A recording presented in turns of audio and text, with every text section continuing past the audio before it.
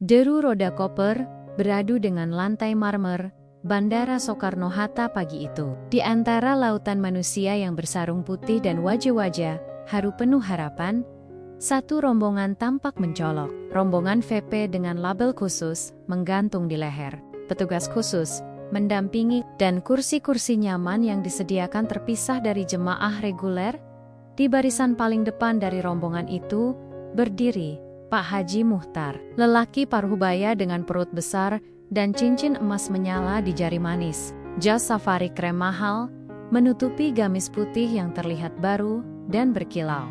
Di sabilannya berdiri istrinya, Bu Hajah Marni, mengenakan mukena putih sederhana. Wajahnya tenang, namun matanya tampak sayu, seperti menyimpan sesuatu yang berat. "Ini, lihat koper saya," kata Pak Muchtar sambil menunjuk koper-koper besar yang dibalut dengan tali pengaman khusus. "Semua perlengkapan dari Paris. Makanan saya khusus dari Jakarta. Saya nggak mau sakit cuma karena makanan Arab." Seorang jemaah dari rombongan reguler yang duduk tak jauh dari sana hanya bisa mengangkat alis mendengarnya. Tapi Pak Muchtar malah mendekat, menepuk-nepuk pundaknya. "Nekat juga kamu naik haji ya, Mas," katanya. "Sekarang banyak yang naik haji modal." "Seselen, haha, saya mah alhamdulillah bayar lunas. Bahkan bisa daftar 4 kali lipat kalau mau." Ustaz Farhan, pembimbing rombongan yang berdiri tidak jauh dari situ, sempat menoleh mendengar perkataan itu. Ia menatap tajam ke arah Pak Muchtar, namun wajahnya tetap tenang. Ia sudah biasa menghadapi berbagai macam karakter jemaah. Namun dalam hati kecilnya mulai tumbuh kegelisahan. Orang yang berhaji dengan hati sombong, untuk siapa sebenarnya? "Ibadah, gumamnya. Saat proses boarding dimulai, Pak Muchtar kembali memarahi petugas. "Mana sambutan khususnya? Saya sudah bayar mahal. Harusnya ada jalur cepat, lounge eksklusif, atau minimal minuman segar. Ini pelayanan macam apa?" Petugas hanya bisa tersenyum kaku, mencoba menjelaskan bahwa semua jemaah harus melewati proses yang sama. Tapi Pak Muchtar sudah keburu kesal. "Di negara ini, orang kaya nggak pernah dihargai," gerutunya. Di dalam pesawat, kursi Pak Muchtar berada di kelas bisnis bersama rombongan para P. Ia merebahkan kursinya dan membuka tablet mewahnya. Sebuah pesan masuk dari kolega bisnisnya di Indonesia. "Sudah di pesawat, Pak? Jangan lupa doa banyak-banyak. Semoga usaha kita makin berkembang. Tapi jangan lama-lama di sana. Proyek tanah di Banten belum final." Pak Muchtar tertawa kecil. Ia membalas, "Tenang, cuma formalitas ibadah sebentar. Nanti pulang langsung gas lagi." Bu Hajah Marni menoleh, melihat suaminya tertawa sendiri. Ia ingin bertanya, namun suaminya sudah kembali memasang headphone mahal dan menonton serial barat sambil menyeruput kopi hangat. Ia hanya bisa menunduk, meremas tasbih kecil di tangannya. "Ya Allah," bisiknya lirih, "ampuni kami. Aku tahu niat suamiku belum lurus, tapi aku yakin Engkau maha membolak-balikan hati." Setibanya di Bandara Jeddah, petugas haji Indonesia menyambut rombongan dengan ramah. Namun, itu tidak cukup bagi Pak Muchtar. "Kami ini VIP. Harusnya dijemput mobil khusus, bukan naik bus ramai-ramai begini," semprotnya pada salah satu petugas. Beberapa jemaah lain mulai merasa risih. Bahkan sopir pribadinya, Fadli, yang juga ikut naik haji lewat jalur reguler, melihat dari kejauhan dengan wajah prihatin. Ia tahu betul siapa Pak Muchtar. Ia telah bekerja selama 5 tahun di bawahnya. Seringkali dimarahi hanya karena telat 5 menit, atau tidak membukakan pintu mobil cukup cepat. Sementara jemaah lain sibuk membaca doa safar dan bertakbir di sepanjang jalan menuju Makkah. Pak Muchtar justru sibuk menelepon asistennya di Jakarta. "Jangan biarkan kontrak sawah itu jatuh ke tangan orang lain. Pakai cara apa saja. Kalau perlu, naikkan sedikit uang pelicin." Ustadz Farhan, yang duduk di bangku belakang bus, mulai mencatat hal-hal kecil itu dalam benaknya. Ia tahu, tidak ada yang bisa langsung menilai hati seseorang, namun dari lisan seseorang, bisa terlihat bayangan isi hatinya. Ia hanya bisa mendoakan diam-diam. Sesampainya di Hotel Bintang 5 dekat Masjidil Haram, rombongan disambut dengan welcome drink dan kunci kamar. Pak Muchtar menilai semua itu biasa saja. Hotel ini kecil. Di Dubai saya nginep yang lebih luas. Dan kolam renang di balkon, katanya sambil menoleh ke istrinya yang hanya tersenyum kecut. Tak lama kemudian, rombongan diinstruksikan bersiap untuk umrah dan tawaf pertama. Tapi Pak Muchtar menolak. Saya mau istirahat dulu. Badan pegal? Nggak perlu buru-buru, toh ibadah tetap sah walau besok. Lagian Masjidil Haram nggak kemana-mana kan? Ustaz Farhan mencoba menasihati secara halus. Pak Haji, sebaiknya kita manfaatkan waktu sebaik mungkin. Setiap detik di tanah suci ini sangat berharga. Siapa tahu Allah undang kita hanya sekali dalam hidup. Namun Pak Muchtar menjawab dingin. Saya bisa datang berkali-kali kalau mau. Urusan tiket dan hotel tinggal bayar. Kalimat itu membuat Ustadz Farhan menunduk. Bu Hajah Marni memalingkan wajah ke jendela, memandangi Ka'bah dari kejauhan. Air matanya mengalir perlahan. Entah karena terharu akhirnya sampai, atau karena luka lama yang belum sembuh. Malam itu, saat seluruh rombongan beristirahat, usai menjalankan ibadah awal, hanya satu kamar yang tetap terang hingga larut malam. Kamar Pak Haji Muchtar. Ia asyik menelepon, tertawa keras membahas soal saham dan bisnis ekspansi. Tak ada ayat suci yang terdengar, tak ada tahajud yang terlantun, yang ada hanya ambisi. Dan suara dunia yang tak rela dilepas bahkan di tanah suci sekalipun. Dan pada saat itulah, langit di atas Makkah terasa semakin sunyi, seolah mencatat setiap langkah hati yang datang, dan setiap niat yang disimpan dalam diam. Hari pertama di Makkah, matahari belum sepenuhnya terbit, ketika suara azan subuh menggema dari Masjidil Haram. Suaranya menggema ke seluruh penjuru kota, membelah kesunyian pagi, dengan getaran yang menembus relung hati. Namun, di kamar tahun 1709 Hotel Bintang 5 itu, Pak Haji Muchtar masih tergolek malas di atas ranjang empuknya. Pendingin ruangan menyala maksimal, dan televisi menampilkan siaran berita ekonomi dari Indonesia. Subuh nanti aja di masjid. Sekalian habis sarapan, gumamnya, sambil menarik selimut hingga ke dada. Di sisi lain kamar, Bu Hajah Marni telah bangkit sejak azan pertama. Ia mengambil wudhu, lalu menggelar sajadah menghadap kiblat. Meski Ka'bah hanya berjarak beberapa ratus meter, ia memilih salat di kamar pagi itu. Mungkin karena tahu suaminya enggan bergerak. Setelah sholat, ia tak langsung bangkit. Ayat, duduk, membaca zikir dan doa dengan bibir yang gemetar. Air matanya menetes perlahan, jatuh membasahi sajadah.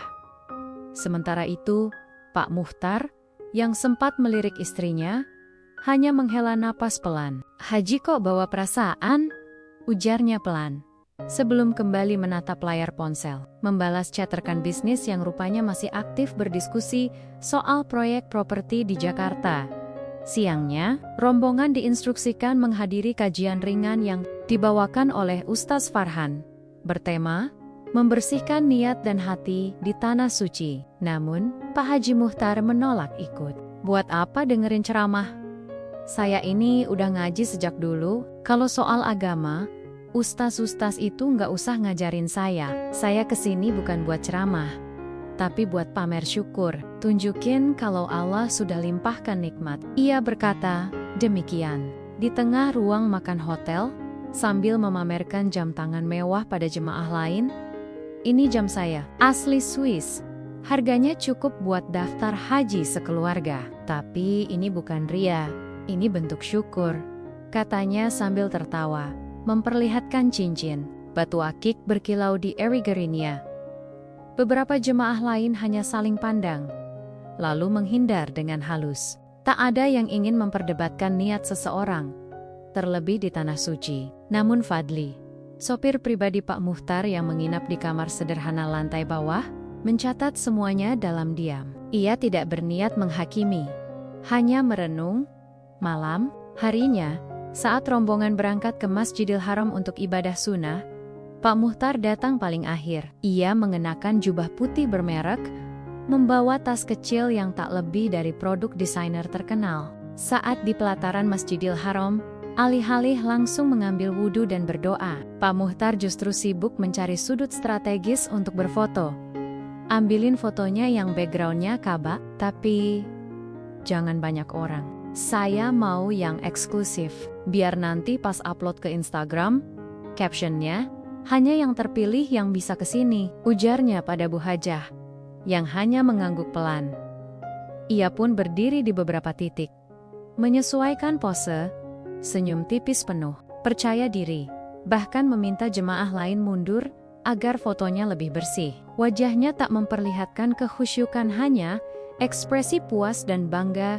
Ustaz Farhan, yang melihat dari kejauhan, menggeleng pelan. Ia tahu, tidak semua jemaah langsung merasa tergetar saat melihat Ka'bah. Tapi ia juga paham, ada garis tipis antara dokumentasi ibadah dan menjadikan ibadah sebagai bahan pamer. Dan apa yang dilakukan Pak Haji Muchtar terasa melampaui batas. Itu saat masuk ke dalam Masjidil Haram dan mendekati Ka'bah. Jemaah lain terlihat menangis, berdoa sambil memeluk dinding suci itu, beristighfar dan mengangkat tangan dengan gemetar.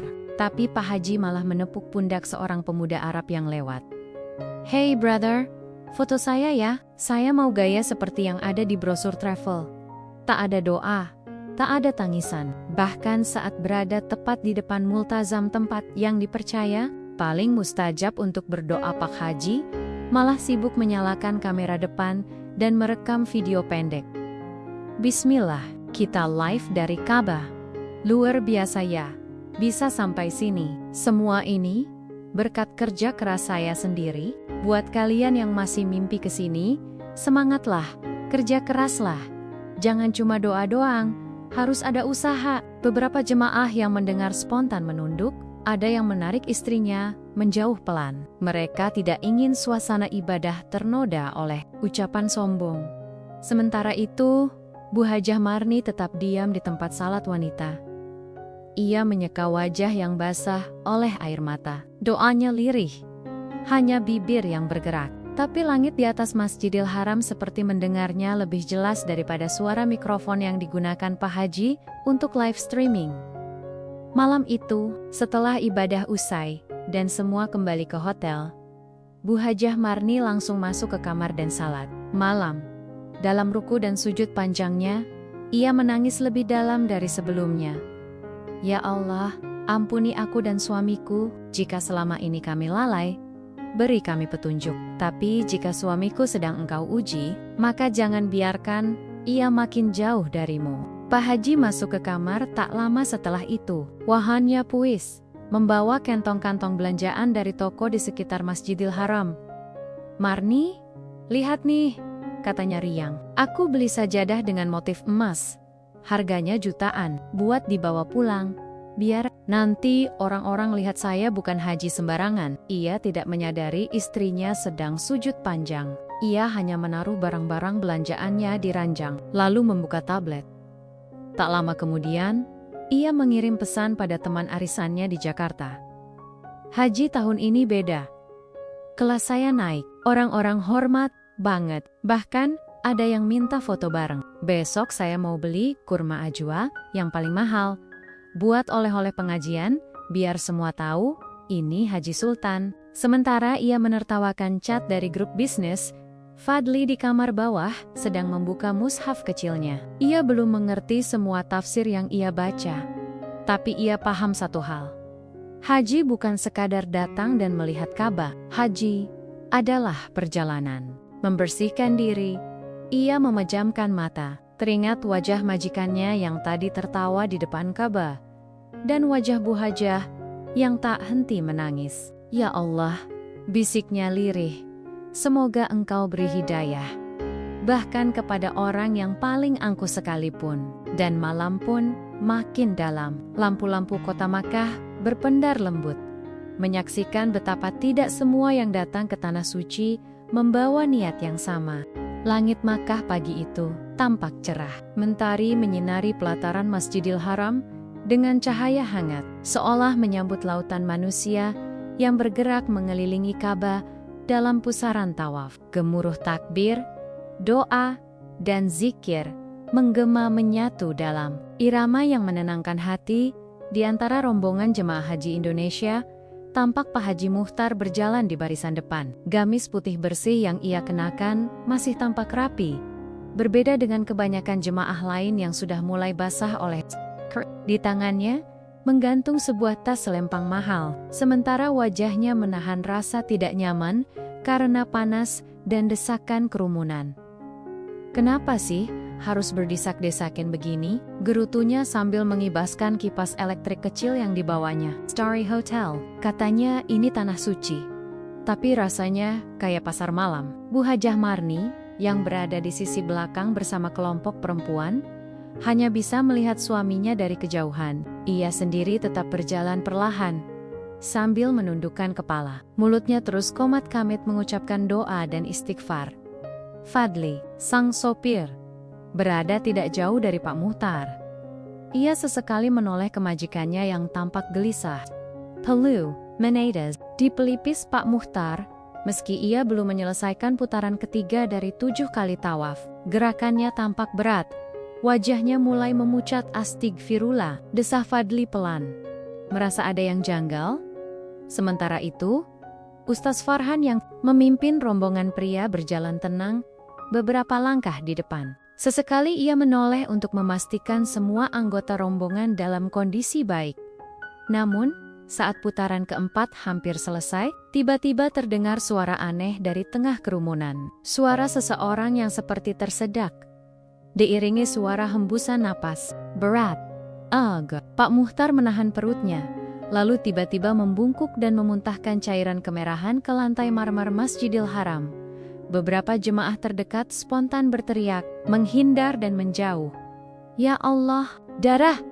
Cepat panggil petugas!" Seorang petugas keamanan Masjidil Haram segera datang bersama tenaga medis. Mereka membawa tandu dan peralatan kecil untuk pemeriksaan awal. Pak Muchtar yang terduduk lemas di dekat garis marmer hitam tampak kaget, wajahnya semakin pucat, matanya kosong menatap ke kejauhan.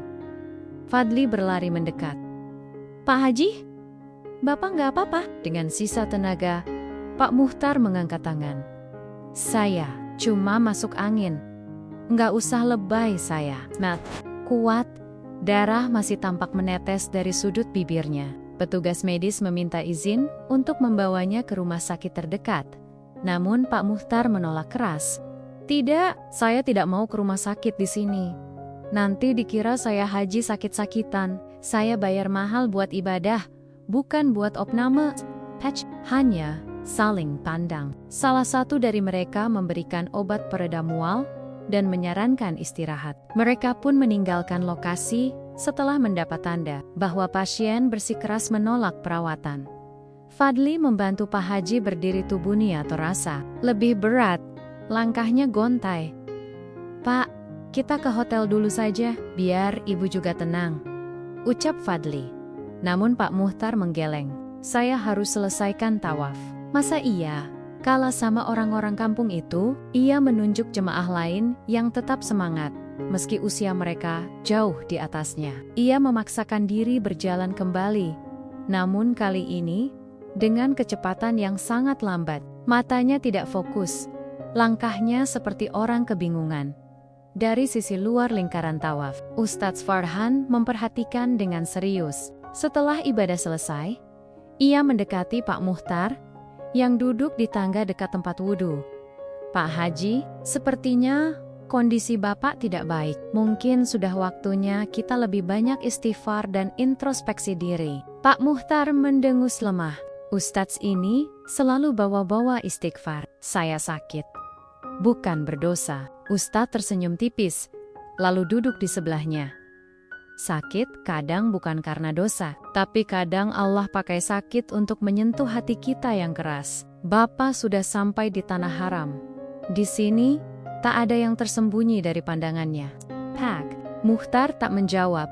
Nafasnya tersengal. Beberapa tetes darah kembali keluar dari bibirnya. Ia buru-buru menyekanya dengan tisu, tak ingin dilihat jemaah lain. Namun Fadli sempat melihatnya, dan ia tak bisa menutupi kekhawatirannya. Sepanjang jalan pulang ke hotel, Pak Muhtar lebih banyak diam, tak lagi merry-mera atau mengomentari kondisi sekitar. Matanya sesekali menatap Ka'bah yang mulai menjauh. Dari pandangan, ada bayangan takut yang mulai tumbuh di wajahnya. Walau ia berusaha menutupi dengan gaya tegar, sesampainya di kamar, ia langsung berbaring di tempat tidur, menolak makan malam yang disediakan hotel. Bu Hajah Marni duduk di samping. Ron, wajahnya penuh kecemasan. Namun, ia tak banyak bicara. Ia hanya menatap suaminya dengan mata sendu. "Pak, istirahatlah, nanti kita salat berjamaah kalau Bapak kuat," katanya lembut. Pak Muhtar hanya mengangguk pelan. Malam itu, suara azan Isya menggema dari menara Masjidil Haram. Di komar-komar jemaah lain, suara bacaan sholat terdengar lirih dan khusyuk. Namun, di kamar Pak Muhtar, hanya terdengar hembusan napas berat, dan sesekali suara batuk berdarah yang ditahan. Fadli, yang menginap di kamar lantai bawah, menatap langit dari balkon kecil. Ia menulis sesuatu di buku kecil yang biasa ia bawa. Hari ini, Pak Haji muntah darah saat tawaf, tapi masih saja bersikeras. Semoga ini bukan peringatan dari Allah. Tapi kalaupun iya, semoga hati beliau segera tersentuh. Di luar jendela hotel, lampu-lampu Masjidil Haram terus menyala. Manusia masih mengelilingi Ka'bah, memohon ampun dan rahmat. Dan di tengah keramaian itu, satu hati mulai gelisah, bukan karena fisik yang melemah, tapi karena sesuatu yang jauh lebih dalam sedang terusik, harga diri yang mulai runtuh, dan hati yang pelen-pelen digedor oleh rasa takut yang belum dikenalnya. Malam menuruni langit Makkah dengan tenang. Suara azan Isya sudah lama berlalu, berganti dengan bisikan zikir dan bacaan Al-Quran dari kamar-kamar para jemaah. Namun di kamar tahun 1709, yang dihuni oleh Pak Haji Muhtar dan Bu Hajah Marni, suasana tak seiring dengan keheningan suci itu. Lampu kamar telah diredupkan. AC menyala pelan. Di ranjang sisi kanan, tubuh Pak Haji terbaring gelisah. Meski sudah diselimuti dengan selimut tebal dan telah minum obat dari petugas medis sore tadi, ia tak kunjung terlelap dengan tenang. Dadanya terasa berat, tenggorokannya kerap gatal, dan tubuhnya mulai kehilangan hangat alami. Bu Hajah Marni duduk di tepi ranjang, menggenggam tasbih kecil dan membaca zikir pelan. Matanya memandang suaminya dengan cemas, tapi bibirnya tetap rapat. Ia tahu, setiap kata bisa menjadi pemicu kemarahan bila salah waktu. Tepat pukul 1 dini hari, Pak Haji mendadak mengerang. Jangan dekat-dekat. Pergi!" Tubuhnya menggeliat liar. Tangan kanannya seperti hendak menepis sesuatu yang tak terlihat. Napasnya terengah, peluh membasahi dahinya. "Pak, bangun! Pak!" Bu Hajah mengguncang tubuh suaminya. Pak Haji sontak terbangun, duduk dengan cepat, seperti baru dikejar sesuatu. Matanya merah, keringat membasahi bajunya. Ya Allah, ia menatap sekeliling dengan pandangan ketakutan. "Astagfirullah, mimpi buruk lagi ya Pak?" tanya Bu Hajah dengan lembut. Pak Haji tidak menjawab. Ia memejamkan mata, menekuk tubuh, dan mengusap wajah dengan tangan gemetar. Beberapa saat kemudian, ia berbisik dengan suara serak. Aku dikejar. Banyak orang, mereka mengerubungi aku. Mereka teriak-teriak." "Siapa Pak?" tanya Bu Hajah pelan. "Orang-orang miskin, mereka yang dulu sering datang ke rumah minta sedekah, atau yang kutolak bantuannya saat kampung banjir. Mereka menatapku dengan mata merah. Lalu, kuburan. Aku lihat tanah terbuka, gelap, aku hampir masuk ke dalamnya." Pak Haji terdiam, lalu tiba-tiba menepis tangannya ke udara, seolah menghalau bayangan yang belum hilang. Nafasnya kembali tak beraturan. Ia batuk beberapa kali, lalu menyeka mulut dengan tisu. Noda merah kembali tampak di ujung kertas putih. "Masih berdarah Pak," bisik Bu Hajah. Ia bangkit untuk mengambil air hangat. Namun sebelum pergi, ia menatap suaminya dengan tatapan dalam. Kali ini ia bicara lebih tegas, meski suaranya tetap pelan. "Salat taubatlah, Pak. Barangkali mimpi-mimpi itu adalah peringatan. Pak Haji mendengus pelan. "Kamu ini ngomongnya seperti saya orang jahat." "Saya tidak bilang begitu, Pak. Tapi kadang Allah menegur dengan caranya, melalui mimpi atau melalui sakit." Pak Haji mengernyit. "Kamu pikir saya ini kenapa-kenapa? Ini cuma efek kecapekan. Besok juga sembuh. Jangan bawa-bawa Allah dalam setiap hal yang kamu nggak ngerti." Bu Hajah terdiam, tak membalas. Ia menunduk, lalu melangkah menuju dapur kecil di sudut kamar. Pak Haji menghela napas, lalu merebahkan tubuhnya kembali. Tapi matanya tidak terpejam. Pikiran itu masih bergelayut. Wajah-wajah marah dalam mimpinya. Sorot mata anak kecil yang ia usir saat minta sumbangan pembangunan musola. Tangisan ibu-ibu yang rumahnya digusur demi proyek kaflingnya dulu. Semua itu kini muncul satu persatu. Hidup, jelas, dan menakutkan. Beberapa menit kemudian, Bu Hajah kembali sambil membawa gelas. "Minumlah, Pak." Pak Haji hanya melirik, lalu mengambilnya tanpa kata. Setelah meneguk, ia mengembalikan gelas itu, tanpa terima kasih. Bu Hajah tak menuntut, ia hanya duduk kembali di sisi ranjang. Dalam sunyi itu, terdengar batuk lirih dari suaminya. Bu Hajah mendekat, lalu berkata lirih, nyaris seperti gumaman, "Allah sedang menunjukkan kebenaran, Pak."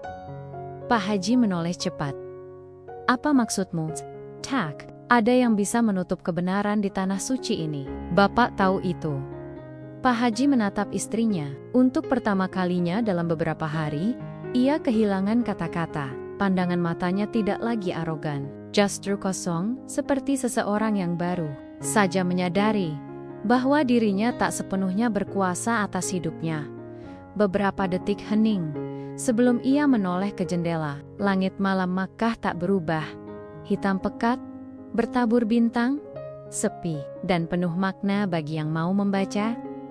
Di lantai bawah hotel, Fadli belum tidur. Ia duduk di lantai balkon sempit, memeluk lutut, menatap ke arah Ka'bah yang tempok. Samar dari kejauhan, ia masih memikirkan kejadian siang tadi. Wajah Pak Haji yang pucat, muntah darah di Masjidil Haram. Dan kini terdengar suara gaduh dari kamar atas suara batuk yang tidak wajar. Dan beberapa kali suara Pak Haji mengigau.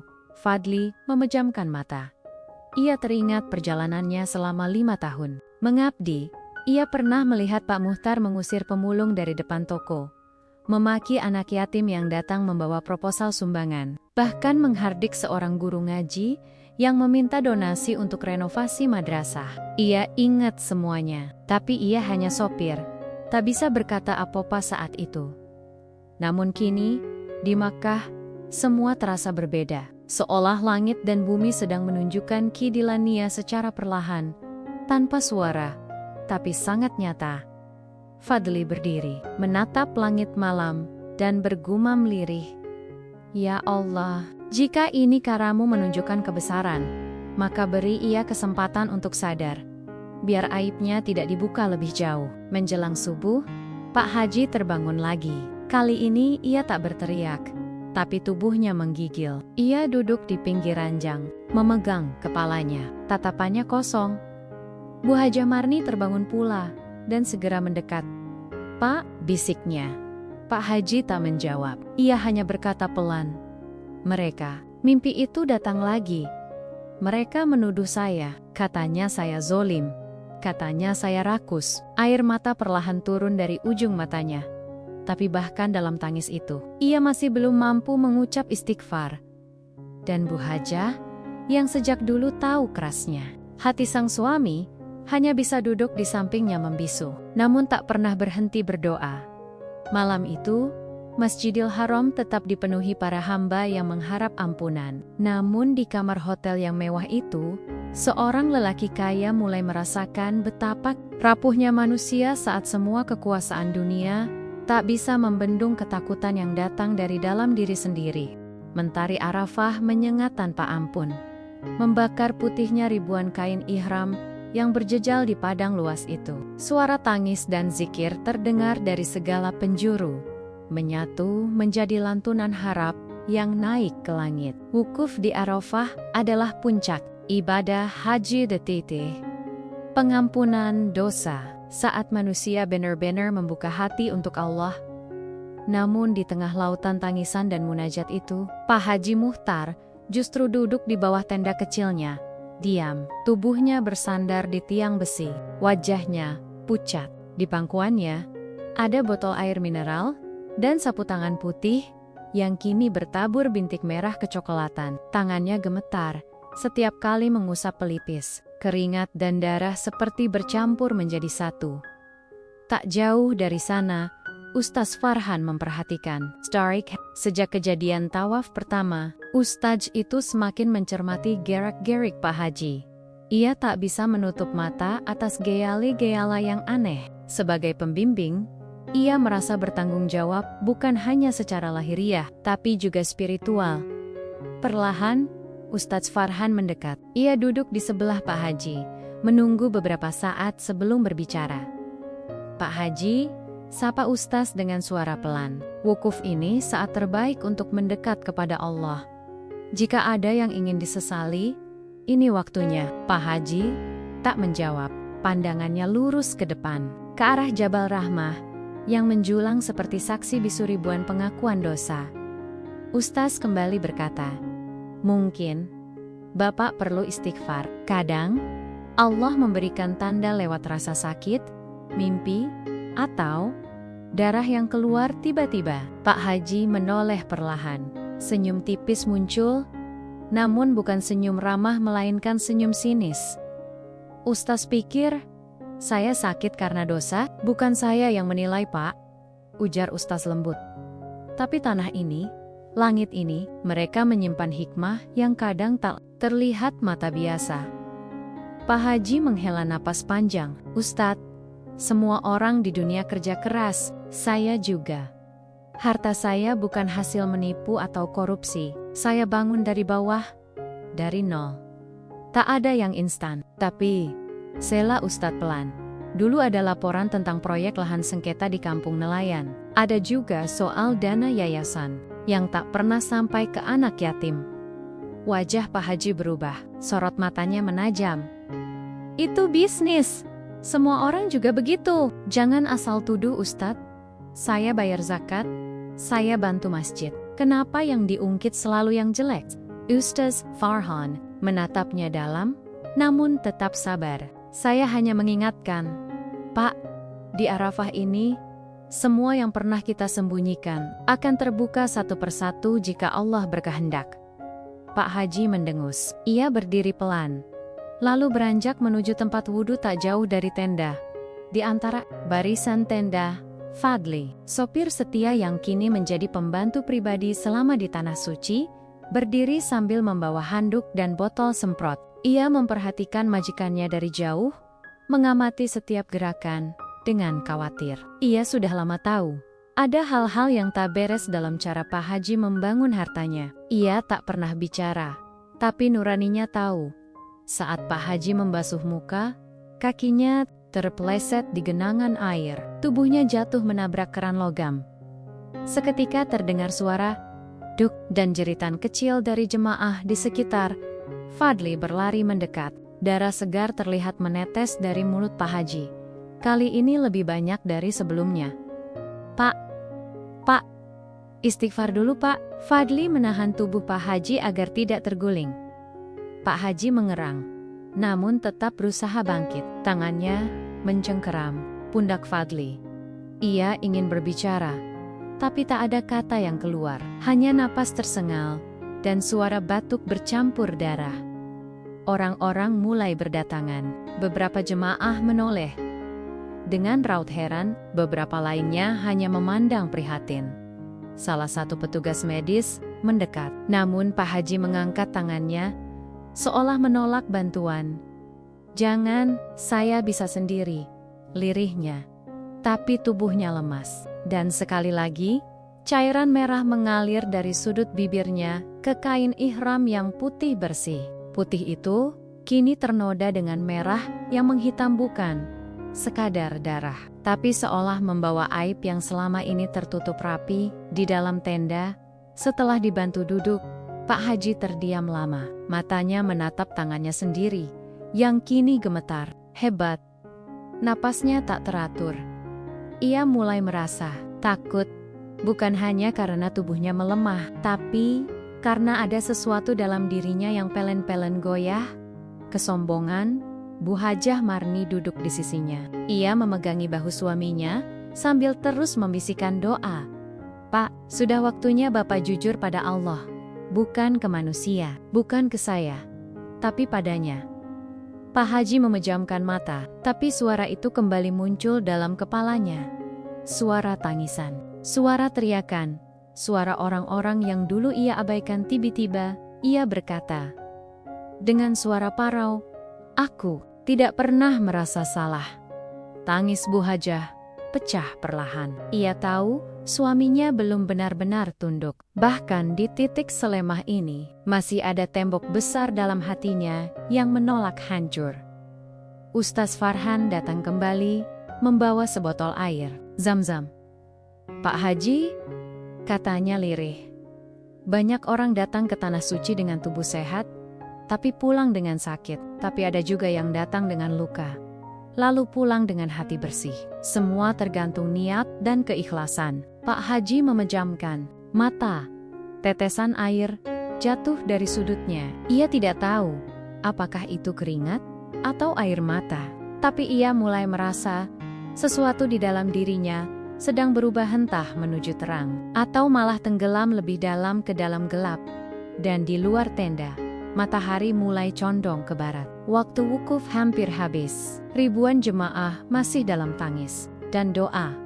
Namun, di satu sudut tenda Arafah, seorang lelaki kaya berjubah putih kini menyimpan noda yang tak bisa ditutupi kain ihram, karena noda itu berasal dari hati. Matahari pagi menyinari pelataran Masjidil Haram dengan lembut, namun menyilaukan. Udara masih sejuk, meski kepadatan jemaah membuat gerah tak terhindarkan. Hari itu adalah hari terakhir bagi jemaah kloter Pak Haji Muhtar di Mekah. Saat penuh haru dan kesadaran spiritual karena akan berpisah dari Baitullah. Semua bersiap melakukan tawaf wada, tawaf perpisahan, sebagai penutup ibadah haji. Di tengah gelombang manusia yang bergerak mengelilingi Ka'bah, terlihat Pak Haji Muhtar dan istrinya, Bu Hajah Marni, bergandengan tangan. Wajah Pak Haji tampak lebih tirus dibandingkan hari pertama kedatangannya. Bibirnya pucat dan langkahnya goyah. Namun ia tetap memaksakan diri untuk menyelesaikan putaran terakhir ini. Entah karena gengsi atau keyakinan bahwa ia harus menyelesaikan ritual ini, apapun yang terjadi. Di belakang mereka, Fadli mengikuti. Dengen, ia sudah menyarankan agar Pak Haji beristirahat saja di hotel. Tapi majikannya bersikeras, "Kalau aku mati, biar mati di depan Ka'bah," ucap Pak Haji lirih saat itu. Kini, di putaran keempat, keringat dingin mulai membasahi tubuhnya. Ia menggigil, walau terik menimpa. Ustadz Farhan yang ikut dalam rombongan, sesekali melantunkan doa dan zikir keras-keras, berharap bisa membangkitkan semangat spiritual jemaah, termasuk Pak Haji. Namun wajah lelaki kaya raya itu sudah tampak seperti lilin yang meleleh di bawah matahari. Langkahnya semakin lambat saat rombongan sampai di dekat Hajar Aswad. Pak Haji mengangkat tangannya untuk melambaikan isyarat mencium dari jauh. Tapi tiba-tiba, tubuhnya tersentak. Ia menunduk, tangan mencengkeram dada. "Pak Haji!" seru Fadli panik dari belakang. Beberapa detik kemudian, Pak Haji ambruk ke lantai marmer. Suara tubuhnya jatuh memantul keras. Jemaah di sekitarnya sontak menjerit dan mundur. Dalam hitungan detik, suasana menjadi riuh. Dari mulutnya, muntahan darah memancar deras, mengalir ke kain ihram putih yang kini basah dan merah kehitaman. Suara tangisan dan teriakan memenuhi udara. Bu Hajah langsung berjongkok, mengguncang-guncang tubuh suaminya. "Pak, astagfirullah Pak, bangun Pak, ini Mekah Pak, bukan waktunya begini." Fadli, dengan tangan gemetar, mengambil ponselnya. Ia merekam beberapa detik kejadian itu, sebuah refleks panik yang campur aduk antara dokumentasi dan ketakutan. Beberapa jemaah lain juga sudah merekam, membuat suasana makin heboh. Tak butuh waktu lama, petugas medis Masjidil Haram tiba dengan tandu. Mereka memeriksa singkat, lalu mengangkat tubuh Pak Haji yang hampir tak sadarkan diri. Matanya terbuka, tapi pandangannya kosong dan bergoyang. Bibirnya bergerak, seperti menggumamkan sesuatu. Di klinik Masjidil Haram, Pak Haji terbaring, lemah, di ranjang beroda. Selang oksigen dipasang, tapi tubuhnya nyaris tak bergerak. Namun mulutnya tetap komet-kamit. Ustaz Farhan, Bu Hajah, dan Fadli berdiri di sekelilingnya. Suster-suster berusaha menenangkan suasana, tapi detik-detik itu seakan jadi penghujung hidup seseorang yang sedang digiring pada pengadilan tak kasat mata. Mendadak, Pak Haji membuka mata lebar-lebar. Tolong, tolong. Suaranya parah. Mereka datang. Siapa, Pak? Tanya Bu Hajah cemas, menggenggam tangannya erat. Orang-orang itu. Pak Haji menoleh ke sudut ruangan, seperti melihat sosok-sosok tak kasat mata yang aku usir dari halaman toko. Yang aku usir waktu mereka minta sedekah. Mereka marah. Fadli menunduk. Ia tahu siapa yang dimaksud. Pak Haji mulai menangis, tapi bukan tangis penyesalan, melainkan tangis ketakutan. Tanah kampung nelayan itu. Aku gusur mereka. Ku bayar polisi, aku beli semuanya, biar jadi gudang. Pak, istighfar Pak, bisik Bu Hajah gemetar. Aku juga tipu Ali, bisnis bareng. Tapi aku ganti akta, diam-diam, biar semua jadi milik sendiri. Suara Pak Haji makin keras, semakin seperti jeritan orang yang diseret dari dalam. Aku cuma mau dihormati, teriaknya tiba-tiba. Matanya terbuka lebar. Aku cuma mau kaya, supaya orang tunduk sama aku. Kenapa malah begini? Kenapa? Ustadz Farhan meneteskan air mata. Bukan karena iba semata, tapi karena ia melihat sendiri betapa keserakahan bisa menelan ruh seseorang perlahan-lahan, dan kematian di tanah suci pun tidak menjamin husnul khotimah bila hati tidak benar-benar bersih. Pak Haji mengangkat tangannya, seperti ingin meraih sesuatu di udara, tapi yang ia tangkap hanya kehampaan. Jangan bawa aku ke tempat itu, tolong, jangan. Tiba-tiba, tubuhnya kejang, napasnya terputus. Pak, teriak Bu Hajah. Namun monitor detak jantung sudah menunjukkan garis datar. Terakhirnya habis di ruangan itu, di Tanah Suci, tapi dalam kondisi yang tak diharapkan siapapun. Berita meninggalnya, seorang haji kaya raya asal Indonesia, langsung tersebar luas, tapi bukan karena gelar hajinya, melainkan karena video yang direkam Fadli secara spontan beredar di media sosial. Momen detik-detik Pak Haji muntah darah dan roboh saat tawaf terakhir. Judul-judul mencuat, Haji kaya muntah darah di depan Ka'bah, diduga terseret dosa lama, pengakuan menyedihkan sebelum meninggal. Pak Haji ungkap aib sendiri di Tanah Suci, Mekah heboh. Tawaf wada jadi tawaf terakhir seorang pengusaha kaya.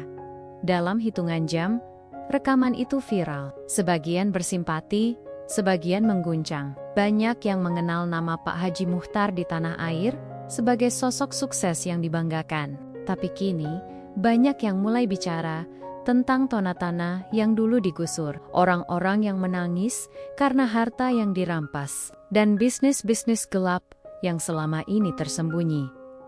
Di antara ramai berita itu, hanya satu kalimat Fadli yang terngiang dalam hati. Di depan Ka'bah, tak ada status, tak ada jabatan, hanya ada hati yang telanjang, dan Pak Haji Muchtar telah memperlihatkan isi hatinya. Dalam detik-detik sebelum maut menjemput, suasana di kamar hotel tempat jemaah kloter Indonesia menginap pagi itu terasa lebih sunyi dari biasanya. Tidak ada keriuhan para jemaah bersiap-sayap untuk pulang ke tanah air. Tidak ada tawa ringan, tidak pula suara koper diseret di lorong. Hanya bisikan lirih dan langkah-langkah hati-hati terdengar dari balik pintu. Semua orang tahu, seseorang telah berpulang, dan bukan dengan cara yang biasa. Jenazah Pak Haji Muchtar terbujur di dalam kantong putih, tubuhnya dibersihkan, dan dikafani dengan kain ihram, sesuai dengan permintaan Bu Hajah Marni. Tidak ada upacara khusus, tidak ada tangisan histeris, hanya hening dan keharuan yang menyelimuti ruangan. Tubuh itu tampak damai dari luar, tapi setiap orang yang menyaksikan kejadian di Masjidil Haram tahu, kematiannya membawa pesan yang menggetarkan. Beberapa jemaah satu kloter duduk diam di lobi hotel. Ada yang membaca Al-Quran pelan-pelan, ada pula yang menunduk dalam zikir. Namun, tak banyak yang datang untuk ikut mengiringi jenazah ke pemakaman. Dia memang orang kaya, bisik salah satu jemaah tua yang duduk di sudut. Tapi lihat, mati di tanah suci pun, kalau niatnya tak benar, tetap terbuka semua. Kalimat itu terhenti saat Ustaz Farhan melangkah melewati mereka. Wajahnya tenang, tapi matanya menyimpan sorot duka mendalam. Ia tidak menghakimi tapi tidak pula. Ia hanya berdiri tegak di depan jenazah, lalu menunduk dan berbisik. Tanah suci ini akan membersihkan yang datang dengan niat tulus, dan menelanjangi yang datang membawa kesombongan. Prosesi pemakaman dilakukan sederhana.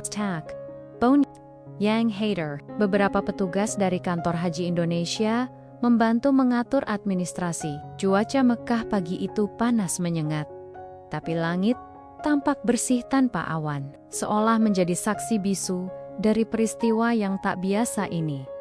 Di liang lahat, jenazah Pak Haji dimasukkan ke dalam tanah merah kecoklatan. Bu Hajah Marni berdiri di sisi liang, tidak menangis, tidak menjerit. Wajahnya tampak lapang, seolah beban panjang yang selama ini menyesakkan dadanya akhirnya luruh bersama tanah yang menimbun tubuh suaminya. Di belakangnya Fadli berdiri, menunduk. Kedua tangannya menggenggam buku catatan kecil berwarna coklat yang selalu ia bawa sejak keberangkatan ke Mekah. Di dalamnya, ia menulis semua kejadian.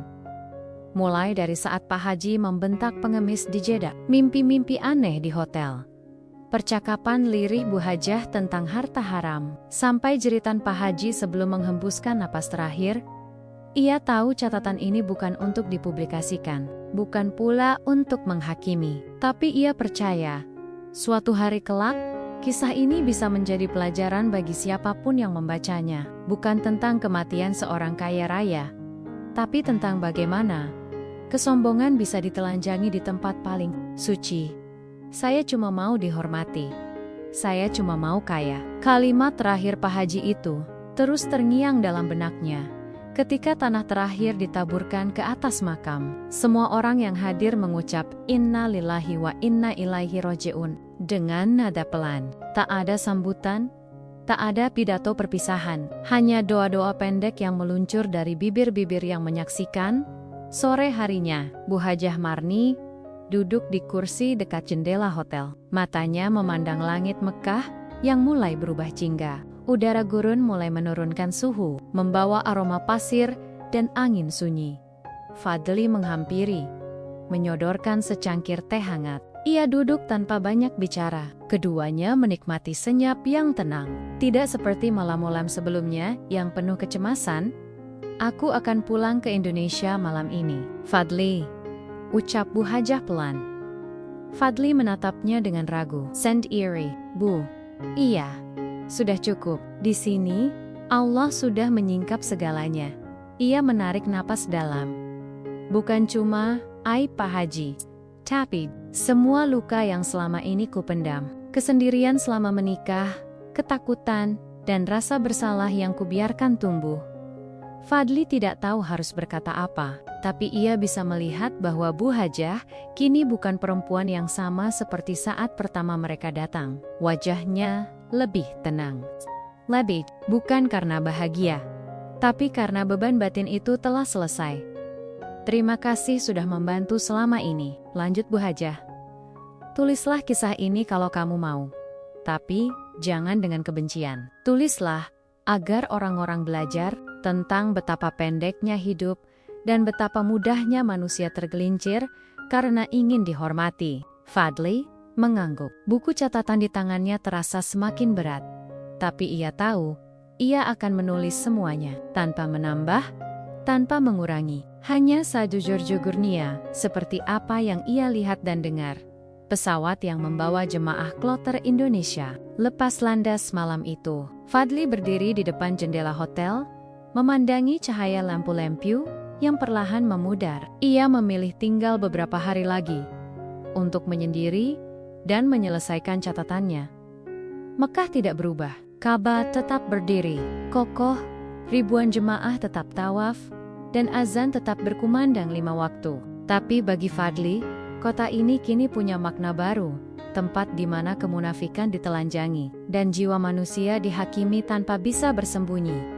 Sementara dunia di luar sana mungkin membisu berpura-pura tidak tahu siapa Pak Haji Muchtar sebenarnya. Tanah Suci telah menuliskan kisahnya dalam debu dan air mata. Ia datang dengan niat yang salah, dan pulang tanpa mampu menyembunyikan itu. Fadli membuka halaman pertama catatannya dan menulis, "Semua orang ingin dimuliakan, tapi tidak semua mau membersihkan hatinya sebelum mencari kemuliaan." Di Tanah Suci, tidak ada gelar, tidak ada uang yang bisa menyelamatkan. Yang tertinggal hanyalah kebenaran, dan Mekah telah mengungkap semuanya.